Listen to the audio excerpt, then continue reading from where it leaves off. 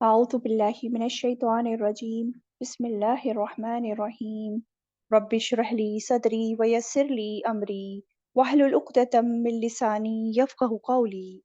Basically سورہ الانعام جو ہے، اگر ہم اس کی فضیلت دیکھیں تو سبحان اللہ، یہ سورت ایسی سورت ہے جو ایک ہی بار میں پوری کی پوری نازل ہوئی تھی، اور اس کو لاستے وقت جو ہیں 70,000 فرشتے نازل ہوئے تھے جو اللہ تعالیٰ کی تسبیح کر رہے تھے.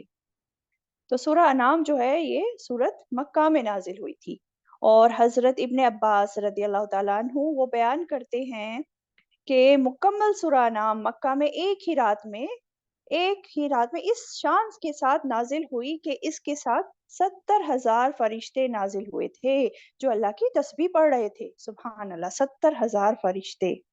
ہاں، تو سوچیں اس سورہ کی عظمت کتنی ہے. یہ جو سورہ ہے سورہ الانعام ترتیب میں چھٹے نمبر پر آتی ہے، مکی سورت ہے، اور یہ جو ہے مکی دور کے آخری دور میں یعنی کہ ہجرت سے تقریباً 1 سال پہلے نازل ہوئی تھی. اور اس سورت میں مخاطب لوگ جو ہیں اسپیشلی مشرکین مکہ تھے، کیونکہ مکی سورت ہے نا یہ، تو مکی صورتوں میں زیادہ تر جو خطاب ہوتا ہے وہ مشرکین مکہ کو ہوتا ہے، اور اس سورت میں بھی مخاطب لوگ کون ہیں؟ مشرکین مکہ. اور اس صورت میں مشرکین مکہ کے لیے حجت تمام کی جا رہی ہے. رسول اللہ صلی اللہ علیہ وسلم کو مکہ میں لوگوں کو دعوت دیتے ہوئے تقریباً 11-12 سال ہو چکے تھے، لیکن وہ مان کر ہی نہیں دیے. تو اللہ تعالیٰ اس صورت میں حجت کے طور پر بتا رہے ہیں کہ اگر تم اس نبی کو نہیں مانو گے تو نقصان تمہارا ہی ہوگا. اب جو مکی صورتیں ہوتی ہیں ان کا اہم مضمون جو ہوتا ہے وہ ہوتا ہے ایمان. اور ایمان کی بھی 3 قسمیں ہیں: ایمان باللہ، ایمان بالرسالہ، اور ایمان بالآخرہ. اور جب بھی اللہ تعالیٰ کسی کو ایمان کے لیے بلانا چاہتے ہیں تو اس کو نصیحت اور تذکیر کی جاتی ہے نا اس تو آیتوں میں. تو جو قرآن میں نصیحت اللہ تعالیٰ 2 طرح سے کرتے ہیں. ایک تو کرتے ہیں اپنی نعمتوں کے ذریعے، یا دوسرا کرتے ہیں پچھلی قوموں کی جو پکڑ آئی، ان پہ جو عذاب آیا، ان پہ جو ہلاکت ہوئی، اس کو بیان کر کے. تو جو نعمتوں کے ذریعے تذکیر کی جاتی ہے اس کو کہتے ہیں تذکیر بھی اعلیٰ اللہ. اور جو یہ جو عذاب آئے پچھلے قوموں پر، ہلاکت ہوئی، اس کے ذریعے جو تذکیر نصیحت کی جاتی ہے اس کو کہتے ہیں تذکیر بھی ایام اللہ. ٹھیک ہے، تو سورہ انعام میں آپ کو کیا ملے گا؟ سورہ انعام میں تذکیر بھی اعلیٰ اللہ ملے گی. اللہ کے احسانات، اس کی نعمتیں، اس کی عظمت قدرتیں، جو آسمان اور زمین میں اس کی نشانیاں جو پھیلی ہوئی ہیں، اللہ تعالیٰ ان سب کو دکھا دکھا کر اللہ تعالیٰ انسان میں ایمان کو جگانا چاہتے ہیں.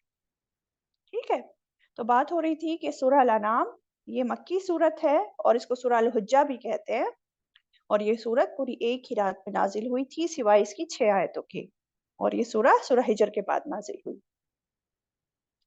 ٹوٹل آیات اس میں 165 ہیں، 165.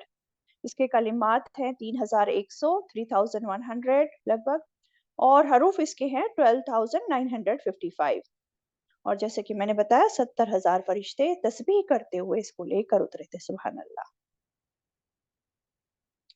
اور یہ جیسے کہ میں نے بتایا کہ اسلام کی دعوت دیتے دیتے آپ صلی اللہ علیہ وسلم کو تقریباً 11-12 سال گزر چکے تھے، اور مشرک مکہ جو ہے وہ باز نہیں آ رہے تھے.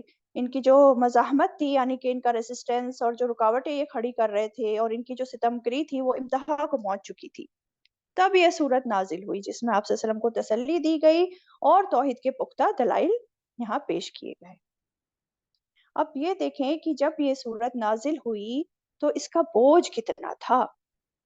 حضرت اسما بنت یزید وہ فرماتی ہیں کہ سورۃ الانعام پوری کی پوری ایک ہی دفعہ میں رسول اللہ صلی اللہ علیہ وسلم پر نازل ہوئی، اور میں آپ صلی اللہ علیہ وسلم کی اونٹنی کی نکیل پکڑے ہوئے تھی سر، اور بوجھ کے مارے اونٹنی کا یہ حال ہو رہا تھا کہ معلوم ہو رہا تھا کہ بوجھ کے مارے اونٹنی کی ہڈیاں ٹوٹ جائیں گی. سوچے کتنا بوجھ تھا اس سورہ کا، کتنی بھاری سورہ تھی. تو آج جب ہم اس سورہ کو سٹارٹ کرنے جا رہے ہیں تو اپنے آپ کو ہم بھی جھجوڑے کہ ہم بھی اپنے اوپر اس چیز کو لے کہ آج ہم وہ سورہ شروع کرنے جا رہے ہیں جو 70,000 فرشتوں کے ساتھ نازل ہوئی تھی، جس کا اتنا بوجھ تھا، ہے نا. اچھا، اب اس سورہ کے اگر ہم مضمون دیکھیں کہ اس میں کیا بات ہوئی ہے، تو اس میں دیکھیں سب سے پہلے اس کا جو مین مضمون ہے وہ یہ سب ہے کہ پہلے اس میں جو ہے توحید کی دعوت ہے. توحید کی دعوت دی جا رہی ہے سورہ میں، توحید کے دلائل پیش کیے گئے ہیں. جو مشرکین مکہ کے رویے ہیں تھے اس وقت ان کا تذکرہ ہے. پھر آپ صلی اللہ علیہ وسلم کو تسلی اور اطمینان دیا گیا اس سورہ میں. مشرکین مکہ کے جو رسومات تھے ان کا تذکرہ کیا گیا، ان کے جو غلط عقائد تھے ان کا تذکرہ کیا گیا اس پوری سورہ میں.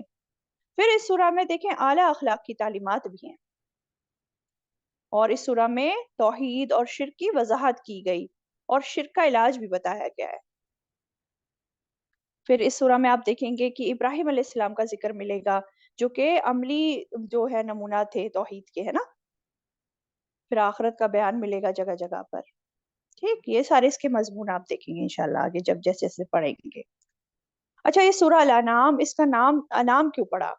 سورہ انعام ہے، یہ انعام جو ہے نام سے ہے، نام کہتے ہیں اونٹ کو، اور انعام جب پلورل میں آ جاتا ہے تو سارے کیٹلز اس میں انوالو ہو جاتے ہیں. سارے کیٹلز یعنی کہ جتنے بھی مویشی چوپائے نا، جیسے بھیڑ، بکری، گائے، اونٹ، یہ سب آ جاتے ہیں پھر انعام میں.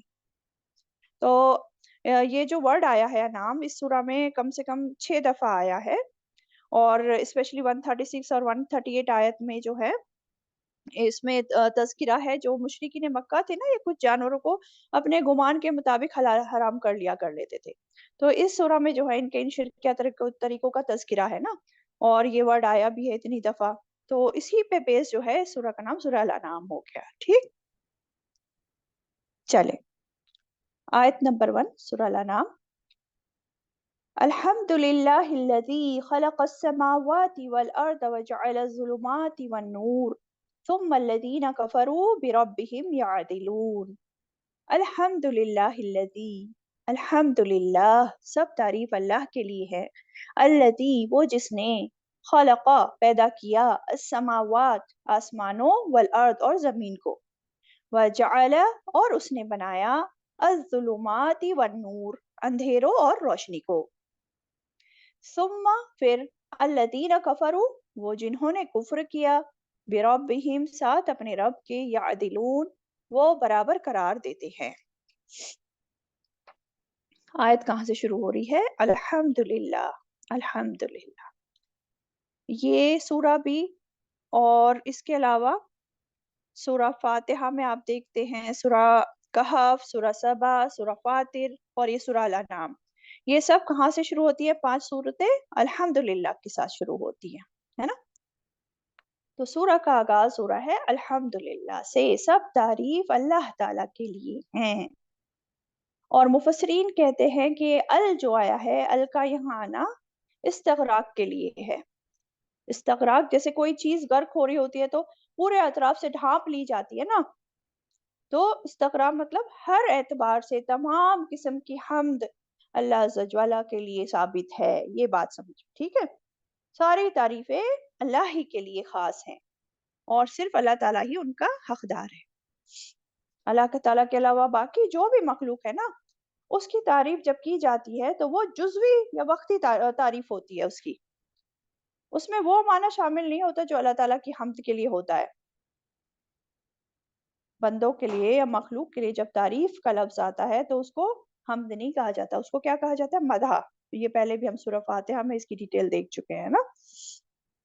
حمد میں کیا ہوتا ہے؟ حمد میں محبت اور تعظیم یہ بھی پائی جاتے ہیں، یعنی کہ اللہ تعالیٰ کی تعریف کمال صفات کے ساتھ محبت اور تعظیم رکھتے ہوئے. کیا مطلب ہوا؟ یعنی کہ ہم اللہ تعالیٰ کی تعریف کرتے ہیں اس کی تمام اچھی صفات کے کمال کے ساتھ کہ وہ ہر صفات میں کامل ہے، اور اس تعریف میں ہم اللہ کی محبت اور تعظیم یہ بھی رکھتے ہیں. لیکن اگر ہم صرف زبان سے کہتے رہیں الحمدللہ الحمدللہ، لیکن ہمارا دل میں اللہ کی کوئی محبت نہیں، اس کی کوئی عظمت کا احساس ہی نہیں، تو پھر یہ جو ہے ادھوری تعریف ہوگی، یہ پوری الحمد پھر ہم نہیں کر رہے ہیں پراپر. ٹھیک ہے. اچھا، اگر ہم دیکھیں حمد اور مدح، اس میں کیا ڈیفرنس ہے؟ حمد تو وہ تعریف ہے جو صرف اللہ تعالیٰ کی ہوتی ہے اور اس میں محبت اور تعظیم یہ بھی ہوتے ہیں جیسا کہ میں نے بتایا. لیکن مدح جو ہوتی ہے اس میں کیا ہوتا ہے کہ جس کی تعریف کی جاتی ہے وہ ضروری نہیں کہ اس میں ہمیں کوئی اس چیز سے یا اس انسان سے جو بھی چیز ہے مخلوق اس سے ہمیں کوئی محبت بھی ہو یا ہمارے دل میں اس کی کوئی بڑائی عظمت بھی ہو، ضروری نہیں ہے. بعض وقت لوگ جو ہوتے ہیں بادشاہوں کی تعریف کرتے ہیں، لیڈروں کی تعریف کرتے ہیں یا کسی انسان کی تعریف کرتے ہیں، تو ضروری نہیں کہ ان کے دل میں اس کے لیے واقعی محبت اور عزت بھی ہے۔ صرف ہو سکتا ہے وہ صرف اپنا فائدہ اٹھانے کے لیے یا ان کے شر سے بچنے کے لیے وہ تعریف کر رہے ہوں۔ ٹھیک ہے؟ تو یہ تو مدح ہوتی ہے جو مخلوق کی ہوتی ہے۔ اور دوسرا ڈفرنس یہ ہے کہ حمد جو ہوتی ہے نا، حمد وہ اس اللہ تعالیٰ کے خود کے اختیاری افعال پر ہے نا، یعنی کہ جو اس نے خود اپنے اختیار سے کیے ہوں وہ افعال اس کی اپنی قدرت اور علم سے کیے ہیں اس نے، اس لیے اس کی حمد ہے۔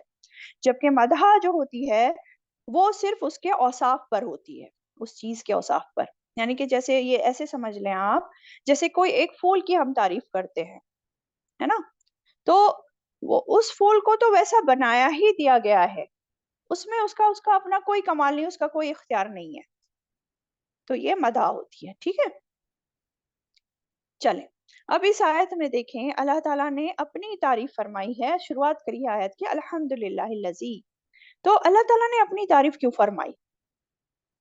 اللہ تعالیٰ یہ تعریف کے الفاظ اپنے بندوں کو سکھا رہے ہیں، تعلیم دے رہے ہیں اللہ تعالیٰ کی ایسے تعریف کرنی چاہیے، ہے نا؟ تو فرمایا الحمدللہ الذی خلق السماوات والارض، سب تعریف اللہ تعالیٰ کے لیے ہے جس نے پیدا کیا آسمانوں اور زمین کو۔ خلقا، خلقا کیا ہوتا ہے؟ عدم سے وجود میں لانا، ایجاد کرنا، یعنی کہ پہلی بار بنایا، یہ پہلے موجود نہیں تھے، پہلی بار اللہ تعالیٰ نے بنایا۔ اور صرف آسمان اور زمین کی بات کیوں آئی ہے یہاں پہ؟ اللہ نے تو ہر ہی چیز کو پیدا کیا ہے، تو یا صرف آسمان اور زمین کی ہی کیوں ذکر کیا اللہ تعالیٰ نے؟ یہ اس لیے کیونکہ جب آسمان اور زمین کا ذکر کر دیا جاتا ہے تو اس میں تمام چیزیں شامل ہو جاتی ہیں، جو بھی تمام مخلوق ہیں سب کی سب۔ تو جس نے یہ آسمان اور زمین اور تمام مخلوق بنائی ہیں، اسی اللہ کی تمام تعریفیں ہیں، الحمدللہ الحمدللہ۔ پھر آگے کیا بنایا وہ دیکھتے ہیں، وَجَعَلَ الظُّلُمَاتِ وَالنُّورَ، اور اس نے بنایا اندھیروں اور روشنی کو۔ جعل، جعل کا بھی مطلب وہی ہوتا ہے بنایا، ہے نا، خلقہ کے معنی میں ہی آتا ہے۔ لیکن آپ یہ دیکھیں خلقہ جو ہے آسمان اور زمین کے لیے آیا، کیونکہ آسمان اور زمین جو ہے نا یہ مادی چیزیں ہیں، تو ان کے لیے خلقہ آیا، ٹھیک ہے۔ اور یہ نور اور یہ اندھیرا، یعنی کہ اندھیرا اجالا، یہ سب کیا ہے؟ اس طرح کی مادی چیزیں نہیں ہیں، تو اس لیے ان کے لیے جعل آیا، ٹھیک ہے۔ اس میں ڈفرنس تھوڑا سا دیکھ لیا۔ اچھا، اب یہ جو بات ہوئی ہے کہ اس نے بنایا اندھیروں اور روشنی کو، اب یہ اندھیرے اور روشنی سے کیا مراد ہے یہ بھی دیکھ لیتے ہیں تھوڑا سا۔ تو یہ ظلمات جو ہیں، اندھیرے جو ہیں، اور وہ نور جو ہے روشنی ہے، اس کے کئی سارے معنی لیے گئے ہیں۔ جیسے پہلے حسی طور پر دیکھ لیں کہ اندھیرے، اندھیرے تو رات ہو گئی، روشنی، روشنی دن ہو گیا جس میں اجالا ہوتا ہے، ٹھیک ہے۔ اور ویسے دیکھیں تو ظلمات کیا ہے؟ ظلمات کفر ہے، اور نور کیا ہے؟ نور ایمان ہے نا۔ پھر اسی طرح ظلمات سے مراد گمراہی اور نور سے مراد ہدایت، ہے نا۔ اور اسی طرح اور کیا معنی ہیں؟ جیسے اندھیرے، باطل جتنی بھی چیزیں ہیں وہ اندھیرے ہیں، اور حق جو ہے وہ نور ہے، روشنی ہے۔ اسی طرح ایک بات یہ کہی جاتی ہے کہ اندھیرے سے مراد انسان ہے جو مٹی سے بنا، مٹی دیکھتے ہیں نا کیسی ہوتی ہے اوپیک، اور نور سے مراد فرشتے ہیں، ٹھیک ہے۔ تو یہ سارے مختلف معنی آ جاتے ہیں اس میں، اور اندھیروں سے مراد، ظلمات سے مراد جہالت، اور نور سے مراد علم، یہ بھی معنی آ جاتا ہے۔ تو بہت ساری چیزیں اس میں آ جاتی ہیں، اور آپ غور کریں اس میں کہ ظلمات جو ہے یہ پلورل آیا ہے، پلورل استعمال ہوا ہے نا، جمع، اور نور واحد استعمال ہوا ہے، کیونکہ اندھیرے جو ہوتے ہیں نا وہ بہت سارے اندھیرے ہوتے ہیں، کفر کے اندھیرے ہیں، جیسے نفاق کے اندھیرے ہیں، غیر اللہ کی محبتوں کے اندھیرے، دنیا پرستی کے اندھیرے، جاہلتوں کے اندھیرے، ہے نا۔ لیکن نور، نور تو صرف ایک ہی ہوتا ہے، نور تو صرف ایک ہی ہوتا ہے، ہدایت کا راستہ تو ایک ہی ہے، توحید پر ایمان، اللہ تعالیٰ کی وحدانیت پر ایمان کا راستہ تو ایک ہی ہے نا، حق صرف ایک ہے، اور باطل بہت سے ہوتے ہیں۔ اور یہ بھی دیکھیں کہ اندھیرے کتنے ہی بھی ہوں، ان کو مٹانے کے لیے ایک نور ہی کافی ہو جاتا ہے نا۔ تو اسی لیے دیکھیں ظلمات پلورل ہے، نور سنگولر آیا ہے۔ اسی طرح قرآن مجید میں سورہ الانعام میں ایک اور آیت ہے، آیت 153، اس میں آتا ہے اللہ تعالیٰ فرماتے ہیں وَأَنَّ هَذَا صِرَاطِي مُسْتَقِيمًا فَاتَّبِعُوهُ وَلَا تَتَّبِعُوا السُّبُلَ فَتَفَرَّقَ بِكُمْ عَنْ سَبِيلِهِ۔ تو اس میں کیا آیا ہے، اس کا پہلے مطلب دیکھ لیجئے، اور بے شک یہ میرا راستہ سیدھا درست راستہ ہے تو اس کی پیروی کرو، اور دوسرے راستوں کی پیروی نہ کرو، یعنی کہ کفر اور شرک کے، وہ تمہیں اس کے راستے سے جدا کر دیں گے، یعنی کہ اللہ کے راستے سے۔ تو اس میں اس آیت میں بھی دیکھیں نا، سبیل جو واحد آیا ہے وہ اللہ کے راستے کے لیے آیا ہے، واحد، اور سبولا جو آیا ہے، پلورل جو آیا ہے، وہ باقی راستے جو اللہ کے راستے سے دور کر دیتے ہیں اس کے لیے آیا ہے۔ ٹھیک ہے، یہ بات سمجھنے کی ہے۔ پھر آگے فرمایا ثم الذین کفروا بربہم یعدلون، پھر وہ جنہوں نے کفر کیا ساتھ اپنے رب کے، وہ برابر قرار دیتے ہیں۔ ثم، ثم پھر، یہاں ثم جو ہے تعجب کے لیے استعمال ہوا ہے، کہ یہ بڑی حیرانگی کی بات ہے کہ کیا ان لوگوں کو نظر نہیں آتا، سمجھ نہیں آتا کہ وہ رب جس نے آسمانوں کی تخلیق کی، جس نے زمین بنائی، جس نے اندھیرے روشنی بنائے، تو وہ لوگ اس رب کو الہ ماننے کی بجائے اس کے ساتھ دوسروں کو برابر ٹھہرا دیتے ہیں، کسی بت کو، کسی اور مخلوق کو، کسی مردے کو اللہ کے برابر قرار دیتے تھے، اللہ کی الوہیت میں جو ہے ان کو برابر شریک کر دیتے ہیں۔ کیسے تعجب کی بات ہے یہ۔ ثم الذین کفروا بربہم یعدلون، وہ برابر قرار دیتے ہیں۔ یعدلون عدل سے ہے، عدل، یہاں عدل کے کس معنی میں آیا ہے؟ عدل برابر قرار دینے کے معنی میں آیا ہے، اور برابر قرار دینے کے معنی میں ایک اور جگہ آیت آتی ہے جس میں آتا ہے وَلَا يُؤْخَذُ مِنْهَا عَدْلٌ، یعنی کہ قیامت کے دن برابر کی چیز بدلہ لے کر بھی وہ اس کو چھوڑا نہیں جائے گا۔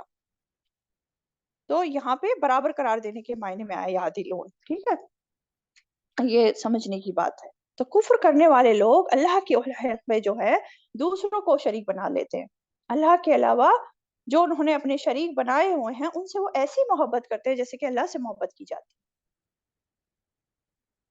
اور واضح نشانیاں، اتنی ساری نشانیاں ہیں، سب کو دیکھنے کے باوجود اوروں کو وہ رب کے برابر ٹھہراتے ہیں۔ اور دیکھیں مشرکین مکہ جو تھے ان سے بھی پوچھا جب جاتا تھا کہ زمین اور آسمان کس نے بنائے، تو وہ کیا کہتے تھے؟ وہ کہتے تھے کہ ہاں اللہ نے بنائے، لیکن پھر یہ جاننے کے باوجود، مان لینے کے باوجود، پھر بھی دوسری ہستیوں کو، بتوں کو، پتھروں کو رب کے برابر قرار دیتے تھے، اور ان سے وہ ایسی ہی توقعات رکھتے تھے جیسے کہ ان کو اتنی ہی عزت دیتے تھے، ایسا ہی ان کو مقام دیتے تھے جو کہ تمام آسمانوں اور زمین کے خالق اللہ تعالیٰ کا ہے۔ تو اس سے بڑا ظلم اور کیا ہو سکتا ہے؟ تو یہی بات اس میں سمجھائی جا رہی ہے اور تعجب کیا جا رہا ہے۔ آیت نمبر 2، هو الذی خلقکم من طین، وہی ہے جس نے پیدا کیا تمہیں مٹی سے، ثم قضى اجلا، پھر اس نے مقرر کی ایک مدت، واجل مسمى عنده، اور ایک مدت مقرر ہے اس کے یہاں، ثم انتم تمترون، پھر بھی تم شک کرتے ہو۔ اب دیکھیں اس میں کیا فرمایا جا رہا ہے، هو الذی خلقکم من طین، هو الذی، وہ ہی ہے، وہ کون؟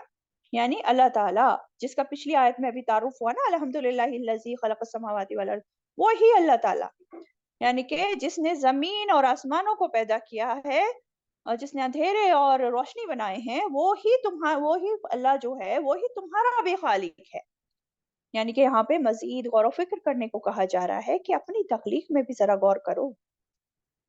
وہی ہے جس نے پیدا کیا تمہیں مٹی سے، من طین، مٹی سے، طین کہتے ہیں وہ مٹی جو پانی سے جو ہے تر کی گئی ہو، اور تراب جو ہوتی ہے وہ خشک مٹی ہوتی ہے، ٹھیک ہے، طین جو ہوتی ہے گیلی مٹی ہوتی ہے جس میں پانی ملا کر گوندھ کر پھر اس کا ایک بنا لیا جاتا ہے نا مکسچر، اور چکنی مٹی ٹائپ ہے نا، تو وہی ہے جس نے پیدا کیا تمہیں مٹی سے۔ اس سے کیا مراد ہے؟ بیسیکلی آدم علیہ السلام کو اللہ تعالیٰ نے مٹی سے بنایا تھا نا، اور باقی انسان جو ہیں وہ حقیر نطفے سے پیدا کیے جاتے ہیں، کیونکہ باقی انسان آدم علیہ السلام کی نسل سے ہیں، اس لیے ان کی نسبت پھر ان کی طرف دی جا رہی ہے کہ آدم علیہ السلام کو مٹی سے بنایا، اور ہم انسانوں کی بھی نسبت اسی طرف ہے، ٹھیک ہے۔ پھر آدم علیہ السلام کو دیکھیں جس مٹی سے پیدا کیا گیا تھا اس کے بارے میں آتا ہے خلق الانسان من صلصال کالفخار، سورہ رحمان میں آپ پڑھتے ہوں گے، کہ اس نے انسان کو بجنے والی مٹی سے پیدا کیا جو ٹھیکری کی طرح تھی، سلسال کالفخار۔ ایک اور جگہ آتا ہے ان مثل عیسی عند اللہ کمثل آدم خلقہ من تراب ثم قال له کن فیکون، کہ بے شک عیسیٰ علیہ السلام کی مثال اللہ کے قریب آدم علیہ السلام کی طرح ہے کہ اس کو تھوڑی سی مٹی سے بنایا، پھر اسے فرمایا ہو جا تو وہ ہو گیا، یعنی کہ آدم علیہ السلام۔ ٹھیک ہے، تو دیکھیں الگ الگ سٹیجز کا ہمیں معلوم پڑتا ہے آدم علیہ السلام کی تخلیق میں، کہ جیسے کہ تراب آتا ہے، پھر تین آتا ہے، ہما ام مسنون کی بات آتی ہے، سلسال کالفخار کی بات آتی ہے نا۔ تو یہ سب الگ الگ سٹیجز تھی آدم علیہ السلام کے بنانے میں۔ اسی طرح مٹی جو ہے الگ الگ فارم میں، الگ الگ سٹیج میں بتائی جا رہی ہے۔ اور رسول اللہ صلی اللہ علیہ وسلم نے اس کے بارے میں مزید وضاحت بھی فرمائی ہے کہ آدم علیہ السلام تین طرح کی مٹی سے بنائے گئے، سیاہ، سفید اور سرخ۔ اور دیکھیں پھر مٹی کے حساب سے آدم علیہ السلام کی اولاد کی جو ہے صفات بھی مختلف ہوتی ہیں۔ اسی طرح رسول اللہ صلی اللہ علیہ وسلم نے فرمایا اللہ عز و جل نے آدم علیہ السلام کو ایک مٹھی مٹی سے پیدا کیا جو اس نے ساری زمین سے اکٹھا کی تھی۔ یہی وجہ ہے کہ بنی آدم زمین ہی کی طرح ہے، کچھ سفید، کچھ سرخ اور کچھ سیاہ فام، اور کچھ اس کے درمیان یعنی کہ گندمی کلر کے۔ اور اسی طرح کچھ خبیث ہیں، کچھ عمدہ ہیں، کچھ نرم دل ہیں، اور کچھ ان کے درمیان ہیں، یعنی کہ انسانوں کے مجاز بھی پھر مختلف ہیں اسی وجہ سے۔ ٹھیک ہے، تو اللہ تعالیٰ یہاں فرما رہے ہیں هو الذی خلقکم من طین، وہی ہے جس نے پیدا کیا تمہیں مٹی سے، ثم قضى اجلا، پھر اس نے مقرر کی ایک مدت، ثم قضى اجلا۔ ثم یہاں جو آیا ہے حرف عطف ہے، یعنی کہ پہلی چیز سے دوسری پر متاخر ہونے کی دلالت تھی، یعنی کہ انسان کو پہلے بنایا پھر اس کی مدت مقرر کی۔ اور قضا جو ورڈ ہے، قضا کیا ہے؟ کسی کام کا قولاً یا عملاً فیصلہ کر دینا، یہاں مراد ہے تقدیر بنائی۔ اور اجلا، اجلا کا معنی ہے کسی چیز کی مدت مقرر کرنا۔ ٹھیک ہے، ثم قضى اجلا واجل مسمى عنده، اس نے ایک مدت مقرر کی اور ایک مدت مقرر ہے اس کے یہاں۔ اب دیکھیں یہاں دو مدتوں کی بات ہو رہی ہے، کون سی کیا مدت ہے، کس کی بات ہو رہی ہے، یہ سمجھنے کی بات ہے۔ ثم قضى اجلا، پھر اس نے مقرر کی ایک مدت۔ تو یہ پہلی اجل سے جو مراد ہے، یہ مراد ہے موت، انسان کی موت۔ یعنی اللہ تعالیٰ نے انسان کو پیدا کیا، پھر اس کی موت کا وقت مقرر کر دیا۔ اللہ تعالیٰ نے انسان کی زندگی کی مدت مقرر کر دی۔ کوئی تو دیکھے ماں کے پیٹ میں مر جاتا ہے، کوئی پیدا ہوتے ہی مر جاتا ہے، کوئی بچپن میں، تو کوئی جوانی میں، تو کوئی بڑھاپے میں چلا جاتا ہے نا۔ اور وہ کہاں کس زمین پر مرے گا یہ بھی مقرر ہے، وقت بھی مقرر ہے اور پلیس بھی مقرر ہے۔ بیسیکلی دیکھیں جب بچے میں جان ڈالی جاتی ہے نا ماں کے پیٹ میں، تو اس وقت اللہ تعالیٰ ایک فرشتے کو بھیجتے ہیں، اس پر مقرر کرتے ہیں، اور وہ فرشتہ پھر اللہ تعالیٰ کی بتائی ہوئی تقدیر کے مطابق 4 چیزیں لکھ دیتا ہے اس بچے کی۔ کیا ہے وہ 4 چیزیں؟ اس کی عمر لکھ دیتا ہے، اس کا رزق ہے، اس کا عمل ہے، اور یہ کہ وہ نیک بخت ہوگا یا بدبخت ہوگا، یہ سب لکھ دیا جاتا ہے اسی وقت۔ تو پہلی اجل سے کیا مراد ہو گیا؟ انسان کی موت۔ اور ایک مدت اس کے پاس اور ہے، اس سے کیا مراد ہے؟ اس سے مراد ہے قیامت، یعنی کہ قیامت کب آئے گی۔ وَأَجَلٌ مُّسَمًّى عِندَهُ، اس کے پاس ہے، یعنی کہ اس کا علم تو صرف اللہ کو ہی ہے کہ کب آنی ہے قیامت، کسی اور کے پاس اس کا علم ہے ہی نہیں۔ تو ایک تو یہ معنی ہو گیا، ٹھیک ہے۔ اس کا اور بھی معنی ہے کہ ثم قضى اجلا، اس میں کیا مراد ہے کہ انسان کی پیدائش سے لے کر اس کے موت تک کا وقت، یہ جو ٹائم پیریڈ ہے، ٹھیک ہے۔ اور یہ اجل مسمى عندہ سے مراد کیا ہے؟ موت سے لے کر بعثت تک کا وقت، یعنی کہ جب وہ دوبارہ اٹھایا جائے گا مرنے کے بعد، جب وہ مر گیا اس وقت سے لے کے جب وہ دوبارہ اٹھایا جائے گا اس تک کا وقت۔ تو یہ بھی لوگ کہتے ہیں کہ یہ بھی اس سے مراد ہے، ٹھیک ہے۔ تو یہ معنی کیے گئے۔ ثم انتم تمترون، پھر بھی تم شک کرتے ہو۔ اب یہاں ثم جو آیا ہے یہ آیا تعجب کے معنی میں پھر سے، ٹھیک ہے، کہ بڑے تعجب کی بات ہے، پھر بھی تم شک کرتے ہو۔ اور یہ لوگ شک کس معاملے میں کرتے تھے؟ خود اللہ تعالیٰ کے بارے میں شک کرتے تھے، قیامت کے بارے میں شک کرتے تھے، ہاں دوبارہ اٹھائے جانے کے معاملے میں یہ لوگ شک کرتے تھے۔ تو یہ لوگ इन सारी चीजों के मामले में शक करते थे, इतना सब कुछ जानने के बाद, इतनी निशानियां देखने के बाद। तो खुलासा क्या हुआ इसका कि अल्लाह ताला ने तुम्हें देखे पैदा करके बस दुनिया में छोड़ ही नहीं दिया, ऐसे ही नहीं छोड़ दिया, बल्कि अगर अल्लाह ताला देखे ना, अगर ऐसे ही छोड़ देता इंसानों को पैदा करके, तो आज जमीन का क्या हाल हो रहा होता अगर मौत नहीं लिखी होती अल्लाह ताला ने। बल्कि अल्लाह ताला ने तो इंसान को बनाया और उसकी वापसी का भी वक्त मुकर्रर कर दिया, और हर कोई अपने उस मुकर्रर वक्त की तरफ बढ़ रहा है, बढ़ रहा है। और देखिए इसमें भी इंसान के लिए एक बड़ी निशानी है, उसकी बेबसी इसमें जाहिर होती है कि वो ना तो खुद अपनी मर्जी से इस दुनिया में आया, मतलब अपने खुद पैदा होने पर वो कादिर नहीं है, और ना ही था, और ना ही अपनी मौत पर वो कादिर है। किसी भी सूरत में अपनी मौत से बच ही नहीं सकता इंसान, रोक ही नहीं सकता अपनी मौत को आने से। अगर अल्लाह ताला ने उसका वक्त मुकर्रर कर दिया, आ गया उसका वक्त, वो रोक ही नहीं पाएगा, मर ही जाएगा। और फिर एक दिन उसको मरने के बाद दोबारा उठाया भी जाएगा, भले ही वो बोसीदा हो गया और मिट्टी में बिल्कुल मिल चुका हो। तो ये सब निशानियां अल्लाह ताला की कुदरत की अलामात हैं, उसकी अजमत, उसकी कुव्वत की निशानियां हैं। फिर भी सब कुछ जानते देखते हुए तुम शक करते हो। हाँ, सुम्मा अंतुम तमतरून।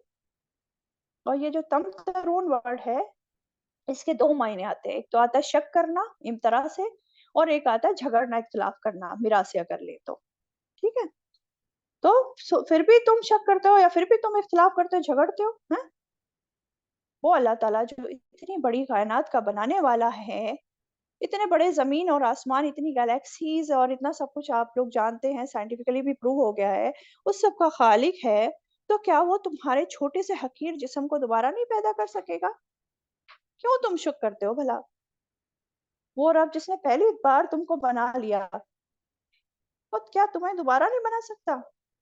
हाँ, जिसने पूरी कायनात को पहली बार बनाया, क्या वो उस बनाना वाला उस कायनात को, क्या उस कायनात को खत्म नहीं कर सकता? क़यामत का दिन नहीं ला सकता? तो लिहाजा तुम शक में मत पड़ो, शक मत कर। यही बात समझाई जा रही है इस आयत में। अल्हम्दुलिल्लाह, आगे बढ़े, आयत 3 पर आ जाते हैं। वहुवल्लाहु फिस समावाति व फिल अर्द, और वो है अल्लाह आसमानों में और जमीन में। याअलमु सिर्रकुम, वो जानता है पोशीदा तुम्हारा, व जहरकुम, और जाहिर तुम्हारा। व याअलमु, और वो जानता है मा तक्सिबून, जो तुम कमाते हो। ये तर्जुमा आयत 3 का। अब देखें इस आयत में भी मजीद अल्लाह ताला का तारुफ है। बताया जा रहा है कि वो जिसे आसमानों और जमीन में पुकारा जाता है, वो अल्लाह एक ही माबूद है। यानी आसमानों और जमीन की जो तमाम मखलूकात हैं, सब उसी की इबादत करती हैं, उसी को वाहिद मानती हैं, उसी अल्लाह ताला की उल्हियत का इकरार करती हैं, और उसे अल्लाह के नाम से याद करती हैं, और उसकी मोहब्बत और उसकी डर से उसको पुकारती हैं। कौन नहीं पुकारता? सिर्फ वो नहीं पुकारते, वो जिन्नों और इंसानों में से जो के इनकारी लोग हैं, जो के नाफरमान हैं, जो फासिक फाजिर हैं, वो नहीं पुकारते बस। इसी तरह एक और जगह फरमाया अल्लाह ताला ने, वहुवल्लज़ी फिस समाई इलाहुन व फिल अर्दि इलाह। ये सूरह ज़ुखरुफ आयत 84 आती है। और वो ही एक माबूद है आसमानों में, और वो ही जमीन में माबूद है। यानी आसमान वालों का भी वो ही एक इलाह है, और जमीन वालों का भी वही एक ही इलाह है। सब उसी को पुकारते हैं, पूरी की पूरी मखलूक, आसमान वाले भी और जमीन वाले भी। और सभी जगह उसी एक इलाह का, उसी अल्लाह का हुक्म चलता है। सबका खुदा तो वो ही है। यहाँ अकीदा तौहीद समझाया जा रहा है। और इस आयत में जो है, ये भी माना आता है कि एक तो ये बात हो गई, इलाह की बात हो गई, आसमानों में और ज़मीन में इलाह वही है। दूसरा माना इसमें जो है वो भी आता है कि वो अल्लाह अपने इल्म के साथ आसमानों और ज़मीन में है। उसका इल्म हर चीज़ का अहाता किए हुए है। ये जो बात हो रही है ना, और वही अल्लाह आसमानों में और ज़मीन में। तो एक तो इलाह माबूद वही है आसमानों और ज़मीन में, और फिर आसमानों और ज़मीन में अल्लाह वही है, यानी कि उसका इल्म, वो अपने इल्म के साथ आसमानों और ज़मीन में है। हर चीज़ को उसका इल्म घेरे हुए है। तो इसमें अल्लाह ताला के इल्म की वुसअत का ज़िक्र है। ठीक? और उसका इल्म देखें कितना है, देखें, याअलमु सिर्रकुम व जहरकुम, वो जानता है पोशीदा तुम्हारा और ज़ाहिर तुम्हारा। व याअलमु मा तक्सिबून, और वो जानता है जो तुम कमाते हो। وہ جانتا ہے پوشیدہ تمہارا، سرکم، سر جو ہوتا ہے پوشیدہ چھپی ہوئی باتیں، یعنی کہ وہ اللہ تو تمہارے راز تک جانتا ہے جن کو تمہارے علاوہ کوئی اور نہیں جانتا، وہ ان کو بھی جانتا ہے۔ جو باتیں مان لو باقی دنیا سے چھپ کر صرف ایک آدھ انسان سے تم نے کی ہیں پوشیدہ باتیں، وہ بھی وہ جانتا ہے۔ جو تمہارے دلوں کے خیالات ہیں، خواہشات ہیں، نیتیں ہیں، ارادے ہیں، اللہ تعالیٰ کو سب معلوم ہے۔ جو کام بھی تم سب کی نظر سے بچ کر چھپ چھپ کے کرتے ہو، سب اس کو معلوم ہے۔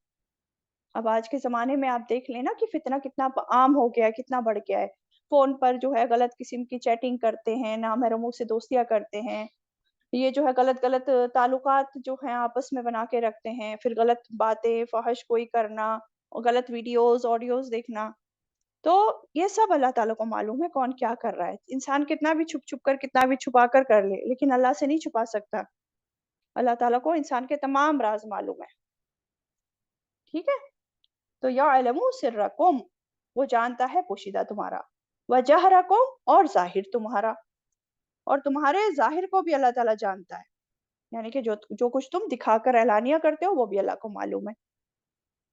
تو یہ اللہ تعالیٰ کا علم ہے نا۔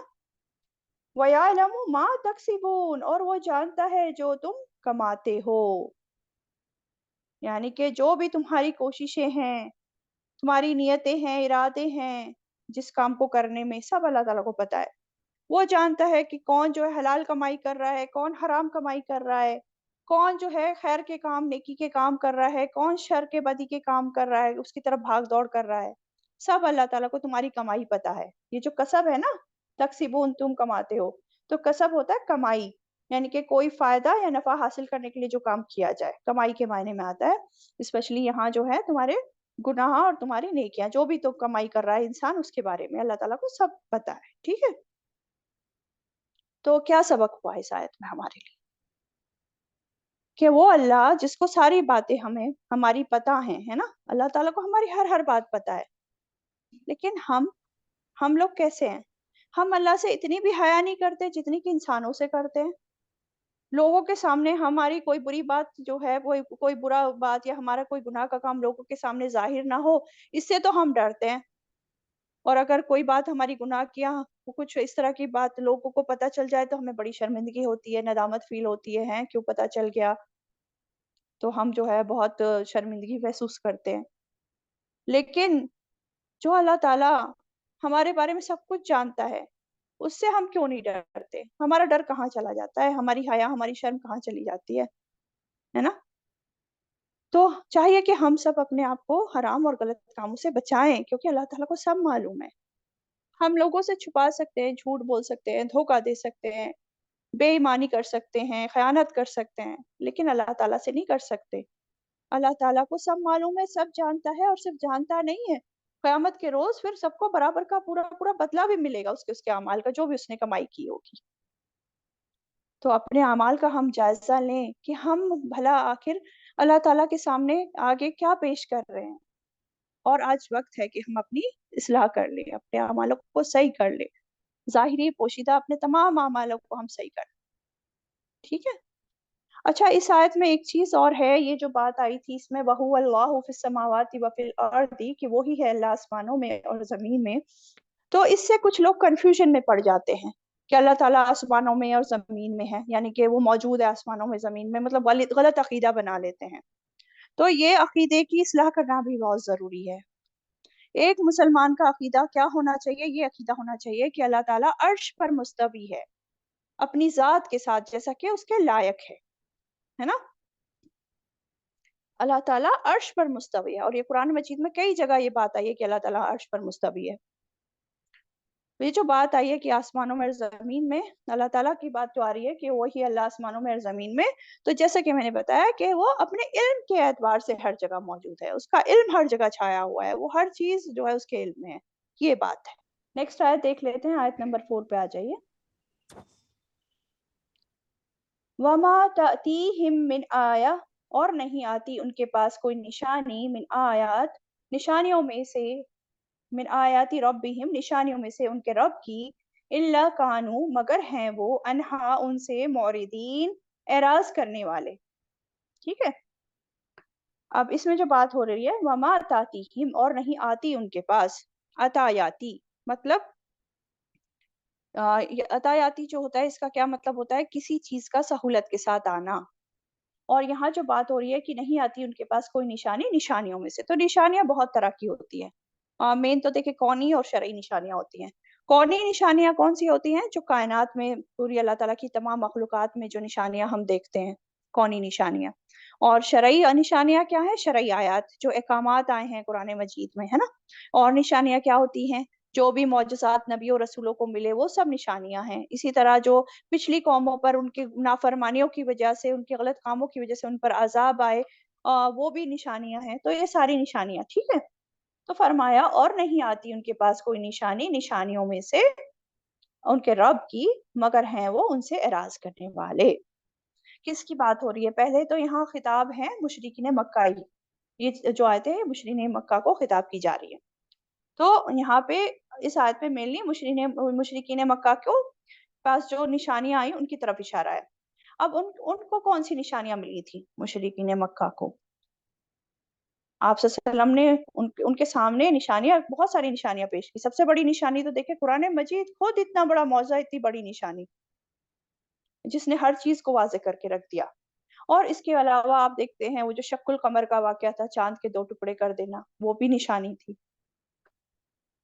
لیکن ان کے پاس ان کے رب کی طرف سے جو بھی نشانی آتی تھی مشرکین مکہ کے پاس، وہ ان سے اعراض ہی برتتے تھے، منہ موڑ کر چلے جاتے تھے. اور یہ وجہ کیا تھی ان کی اس اعراض کی؟ ان کی ضد، ان کی عناد، حسد، دشمنی، یہ سرکشی، یہ سب ان کے ریزنز تھے. اور یہ جو بات آ رہی ہے نا موردون، اعراض کرنے والے، اعراض کرنے میں بیسیکلی سارے معنی آ جاتے ہیں. یہ کسی کی طرف توجہ ہی نہیں دینا، اس کو سننا ہی نہیں، اسے دیکھنا ہی نہیں، سیکھنے کی کوشش ہی نہیں کرنا، اور جو اس چیز کے اعتبار سے جو تقاضے ہیں ان کو عملی طور پر پورا ہی نہ کرنا، یہ سارے اعراض کرنے میں آ جاتے ہیں. تو اللہ کے جو نیک بندے ہوتے ہیں، اہل ایمان ہوتے ہیں، جس کو اپنی آخرت کی فکر ہوتی ہے، وہ اپنے ہر کام کو جو کرتا ہے وہ اللہ مطلب اس کو دھیان میں رہتا ہے کہ ہاں اللہ مجھے دیکھ رہا ہے، اور آخرت کو اور اللہ تعالیٰ کو سامنے رکھتے ہوئے وہ اپنے ہر عمل کو کرتا ہے. اور اللہ کی نشانیاں جو کائنات میں پھیلی ہوئی ہیں، جو تمام مخلوقات ہیں ان کی فارم میں ہوں، یا خود انسان کی اپنی ذات میں، اپنی نفس میں جو نشانیاں ہیں، یا جو قرآن کی آیات میں نشانیاں ہیں، ان سب سے جو ہیں نیک انسان ان میں غور و فکر کرتا ہے، اور اسی نتیجے پر وہ پہنچتا ہے کہ واقعی ہمارا رب تو ایک ہی ہے، ایک ہی معبود ہے جس نے یہ سب بنایا ہے، اور اتنی بڑی بڑی چیزیں جو نشانیاں ہم دیکھ رہے ہیں، ایک ہی معبود ہے، اور جس کے آگے عاجزی محبت سے جھک جانا چاہیے، اور صرف اسی کی ایک معبود کی عبادت کرنی چاہیے، کسی اور کے سامنے نہیں جھکنا چاہیے. اور اہل ایمان تو چھوٹی سے چھوٹی نشانی کو بھی دیکھتا ہے تو اس کا دل اللہ تعالیٰ کی عظمت سے بھر جاتا ہے. لیکن پھر بھی کچھ لوگ جو ہیں ان نشانیوں کی طرف جاتے ہی نہیں، توجہ ہی نہیں دیتے ان نشانیوں میں، ہے نا، اس طرف آتے ہی نہیں ہیں. جیسے کہ اندھے گونگے بہرے ہو گئے ہوں، اور جانوروں کی طرح بس زندگی گزارتے ہیں، غور و فکر ہی نہیں کرتے، اور کسی اچھے نتیجے پر پہنچتے ہی نہیں ہیں.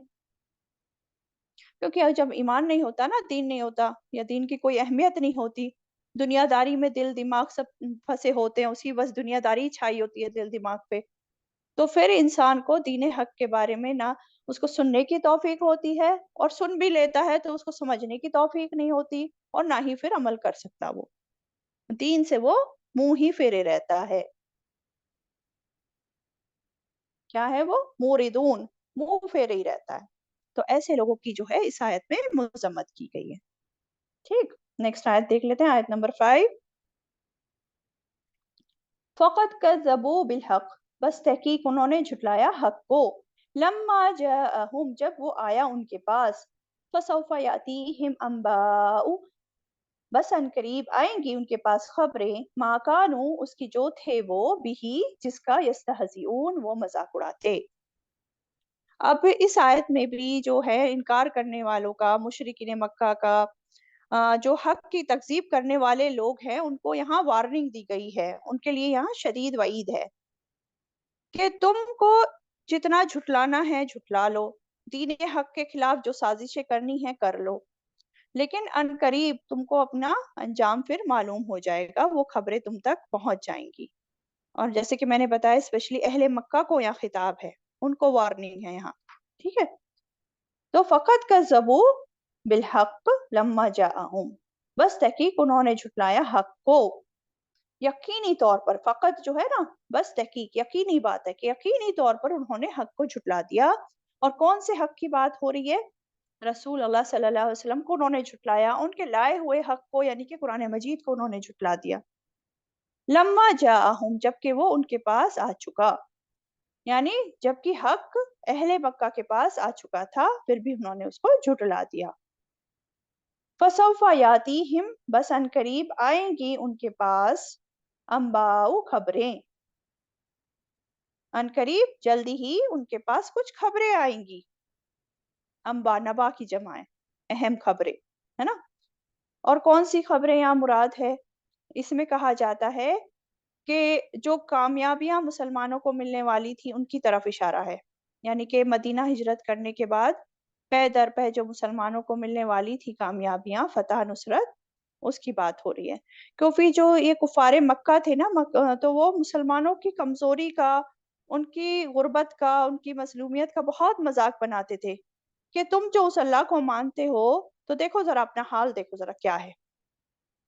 लेकिन यहाँ पे वही बात हो रही है कि इनके पास जल्द ही वो खबरें आएंगी जिसका वो मजाक उड़ाते थे। और हम देखते हैं कि जल्द ही मजाक उड़ाने वालों का फिर बुरा अंजाम हुआ। बदर के मैदान में जो उनके बड़े बड़े सरदार थे, जो जुल्म ढाते थे मुसलमानों पर, किस तरह वो टॉर्चर करते थे, और मजाक उड़ाने वाले लोग, उनका फिर उनके बुरे अंजाम की खबर उनको दी गई, दुनिया में भी और आखिरत में भी उनके अजाब की खबर उन तक पहुंची। और अल्लाह ताला के सारे वादे सच हुए जो अहले ईमान के फतह नुसरत के और कुफार के बुरे अंजाम के थे। अच्छा, दूसरा मायना इसका ये भी है कि अनकरीब उनके पास खबरें आएंगी, उसका जो थे वो मजाक उड़ाते। वो किसका मजाक उड़ाते थे? ये मुशरिकीन मक्का क़यामत का मजाक उड़ाते थे, है ना। तो उसकी भी खबरें तुम्हारे पास आएंगी। क़यामत कोई दूर नहीं, करीब ही है, और इनके साथ पेश आकर रहेगी, उसका बवाल जल्द पड़ के रहेगा। तो जिसका वो मजाक उड़ाते थे। और किसका मजाक उड़ाते थे? ये मुख्तलिफ चीज़ों का मजाक उड़ाते थे, जैसे कि अल्लाह की किताब का मजाक उड़ाते थे, कुरान मजीद का। आप सल्लल्लाहु अलैहि वसल्लम का मजाक उड़ाते थे कि किस तरह उनको मजनून और पता नहीं क्या क्या कहते थे। फिर कुरान में जो अहकामात हैं उनका मजाक उड़ाते थे। जो वादे अल्लाह ताला की तरफ से आप सल्लल्लाहु अलैहि वसल्लम ने किए उनका मजाक उड़ाते थे, है ना। क़यामत का मजाक, जन्नत का, जहन्नम का मजाक उड़ाते थे। फिर दोबारा जी उठने का मजाक उड़ाते थे, है ना। और अहले ईमान का तो खैर मजाक उड़ाते ही थे। तो जिन जिन चीज़ों का भी ये मजाक उड़ाते थे, अनकरीब इनको पता चल जाएगा कि वाकई में ये चीज़ जो बताई जा रही थी ये हकीकत थी। अब जो है ये क़यामत के रोज इनको सब सच्चाई पता चल जाएगी, और फिर जो है अब ये तैयार रहें कि उसका अंजाम, उसका नतीजा भुगतने के लिए। तो ये बात यहाँ हो रही है, मा कानू बिही यस्ताज़िऊन, फसौफ़ यातीहिम अंबाउ मा कानू बिही यस्ताज़िऊन, बस अनकरीब आएंगी उनके पास खबरें उसकी जो थे वो जिसका वो मजाक उड़ाते। आयत 6 और देख लेते हैं।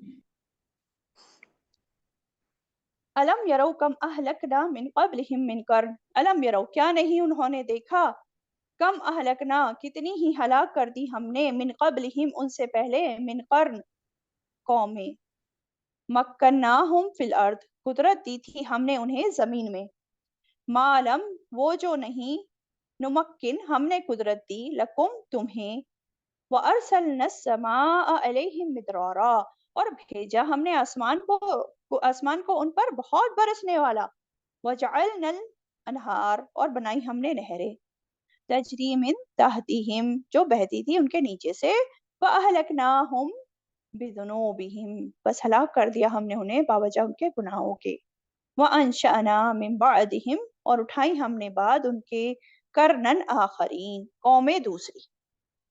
अब क्या ये जो है हम पीछे देख रहे थे कायनात में निशानियां जो थी वो, है ना। तो कायनात की निशानियां दिखाने के बाद अब माजी की खबरें और वाकयात बताकर यहाँ पे इस आयत में नसीहत की जा रही है। क्या फरमाया? क्या नहीं उन्होंने देखा, अलम यरो, क्या नहीं उन्होंने देखा।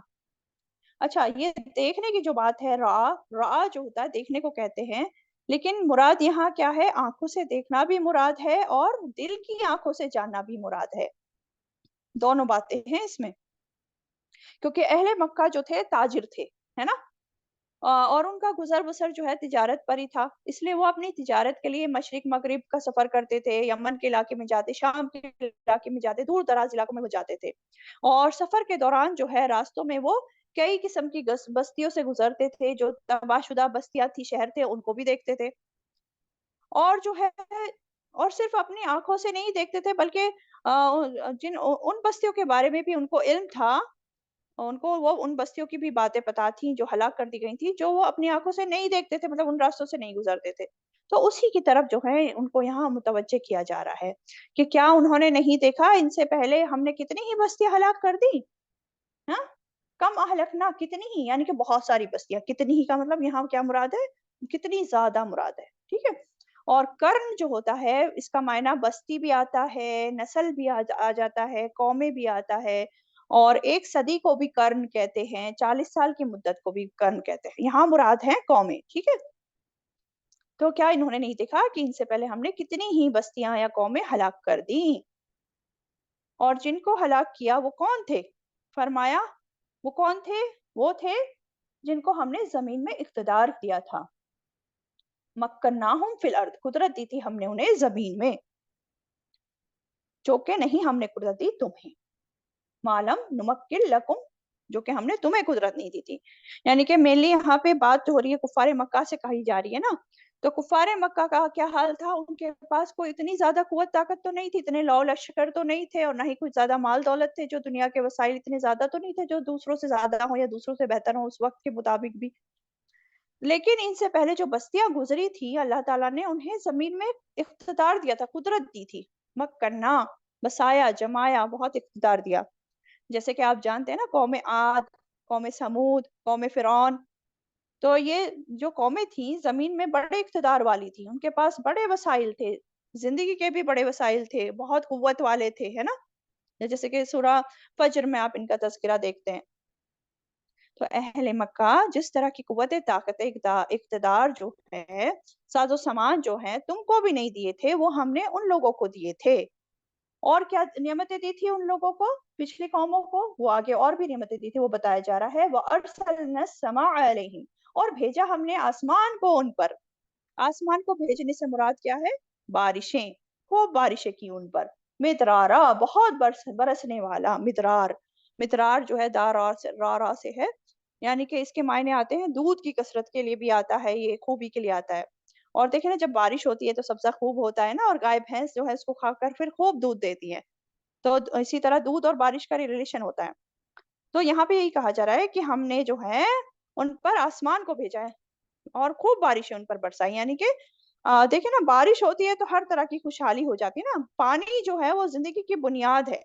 बारिश होती है तो बागात, खेतियां खूब होती हैं, दुनिया के वसाइल खूब होते हैं, खूब रिस्क जो है भारी मिकदार में होता है, सब खुश होते हैं। तो पिछली कौमों पर जो नेमतें हुई, उसमें खास नेमतें क्या थी? खूब बारिश बरसाई अल्लाह ताला ने। और फिर क्या नेमतें दी? वजअलनल अनहारा तजरी मिन तहतिहिम, और बनाई हमने नहरें जो बहती थी उनके नीचे से। ये मजीद नेमतें कि नहरें जो बहती थी, यानी कि ऊपर से बारिश बरसती थी और नीचे मैदानों में नहरें बहती थी, जो खुशहाली का जरिया थी। लेकिन उन्होंने अल्लाह ताला की नेमतों का शुक्र नहीं किया। तो क्या हुआ? तो क्या हुआ? फअहलकनाहुम, तो हलाक कर दिया हमने उन्हें, बिज़ुनूबिहिम, बावजह उनके गुनाहों के। जब उन्होंने अल्लाह की नेमतों को, अल्लाह के हुक्मों के खिलाफ इस्तेमाल किया, और उसके अलावा और भी गुनाह किए। और क्या गुनाह थे उनके? कुफ्र, शिर्क, रसूलों को झुठलाना। फिर अलग अलग कौम के जैसे अपने अपने गुनाह थे, जैसे कि अमल कौम लूत, लूत अलैहिस्सलाम की कौम का जो अमल था, गलत काम करना, है ना, बेहाई के काम। फिर कौम शोएब, उन्होंने वो क्या करते थे? नाप तोल में कमी करना। तो इनके जो ये गुनाह थे, इनकी वजह से क्या हुआ? अल्लाह ताला ने उनको हलाक कर दिया, बिज़ुनूबिहिम फअहलकनाहुम बिज़ुनूबिहिम, बस हलाक कर दिया हमने उन्हें बावजह उनके गुनाहों के। और क्या किया? वअनशअना मिन बअदिहिम करनन आखरीन, और उठाए हमने बाद उनके कौमें दूसरी।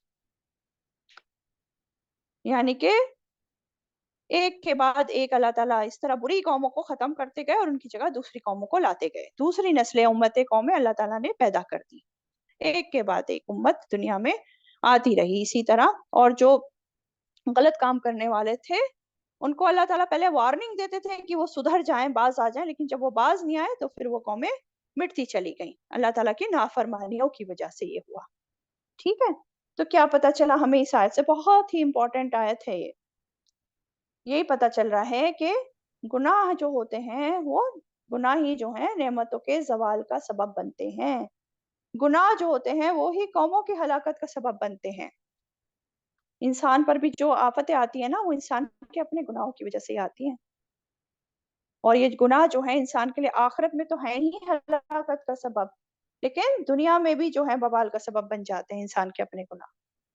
اور یہ تو انفرادی طور پر، لیکن جب قومیں اجتماعی طور پر گناہوں میں ملوث ہو جاتی ہیں نا، اجتماعی طور پر پھر مٹا دی جاتی ہیں، بھلے ہی جو ہے وہ مادی طور پر کتنی بھی ڈیولپڈ کیوں نہ ہو. آپ سب جو ہیں پڑھے لکھے لوگ ہیں، آپ نے پڑھا ہوگا موہنجو دارو، ہرپن سویلائزیشن، کس طرح جو ہیں ان کے جو ہیں ریمینس اب پائے گئے ہیں، اور کس طرح وہ ویل ڈیولپڈ سٹیز تھے، ہے نا. شہروں کا انتظام تھا، نالوں کا انتظام تھا، اور امیر اور غریب کے گھروں کا الگ الگ انتظام تھا. مطلب بہت ہی زیادہ سویلائزڈ اور بہت ہی زیادہ ڈیولپڈ وہ شہر تھے. لیکن اب وہ جب ان کی خدائی ہوئی ہے، وہ ملے ہیں، یہ تک پتا نہیں چل رہا ہے کہ وہ کس طرح ختم ہوئے، ہے نا. حالانکہ بہت ڈیولپ تھے، مادی طور پر بہت زیادہ وہ ڈیولپ تھے، لیکن کچھ جب اجتماعی طور پر قومیں گناہ کرتی ہیں تو اجتماعی طور پر مٹا بھی جاتی ہیں وہ. تو اس میں یہ بات بھی یاد رہنی چاہیے کہ دنیا کی جو ترقی مل جانا ہے نا، گناہوں کے باوجود اگر نعمتیں مل رہی ہیں تو یہ کوئی بڑی خوشی کی بات نہیں ہے، یہ استدراج ہو سکتا ہے، اللہ کی ڈھیل ہوتی ہے یہ. پھر اچانک جو ہے پھر پکڑ آ جاتی ہے اور سب ختم ہو جاتا ہے. تو اس سے ڈرنا چاہیے انسان کو. تو اس لیے ہمیں اپنے گناہوں سے بہت زیادہ ڈرنا چاہیے اور بچنے کی بہت زیادہ ضرورت ہے، ہر طرح کے گناہ سے، چھوٹے ہوں یا بڑے. اور کثرت سے جو ہے گناہوں کی توبہ کرتے رہنا چاہیے. کیونکہ یہ دیکھیں یہاں خطاب تو اہل مکہ ہیں، لیکن یہ پیغام ہم سبھی کے لیے، ہم سب کو عبرت لینے کی ضرورت ہے ان ساری آیتوں سے. وآخر دعوانا ان الحمدللہ رب العالمین.